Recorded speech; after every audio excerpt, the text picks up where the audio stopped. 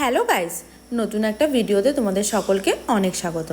মঙ্গলবার সকালবেলায় আমরা পৌঁছে গেছিলাম আমার ননদের বাড়ি।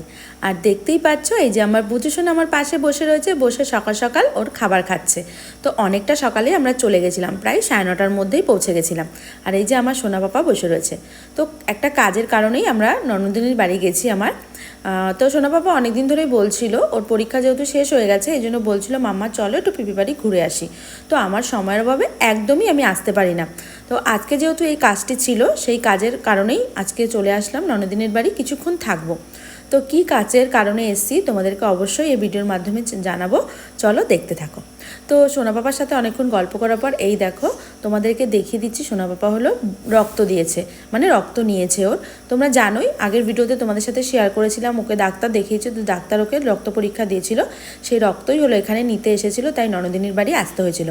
তো এখান থেকে রক্ত নেওয়ার পর সোনা পাপার একটু খিদে পেয়েছিল, তাই চলে এসেছিলাম পাশেই পরোটার দোকানে পরোটা নিতে। তো পরোটা সোনা পাপা খেয়ে দিয়ে নিয়েছিল।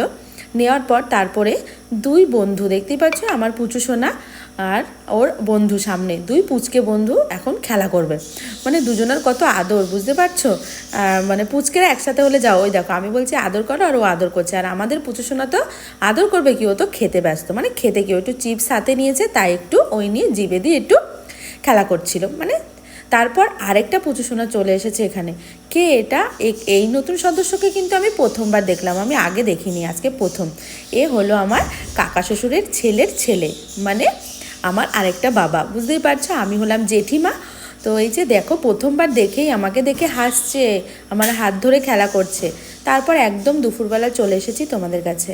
আর দেখো সোনা পাপা স্নান টান করে পুচু সোনা খেলা করছে, আর সোনা পাপা ওদিকে খেলা করছে, হলো পিপির দরজায় কালার করছে। আর আমরা এখন খেতে বসেছি।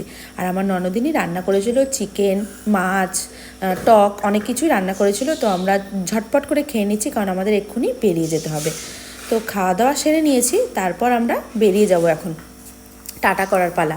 তো সোনা পাপা পুচু সোনাকে টাটা করতে ইচ্ছা করছিল না, আর ও মামিকে দেখলে খুব খুশি হয়, মামির কাছে যাবে, মামির কাছে থাকবে।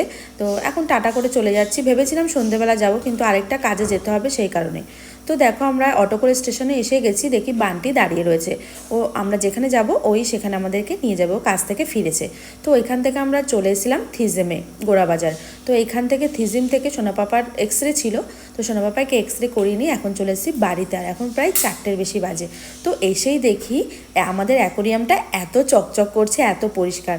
তো মানে সকালবেলা বান্টি কাজে বেরোনোর আগে ও পরিষ্কার করেছে, অ্যাকোরিয়ামটাকে সুন্দর করে সাজিয়েছে।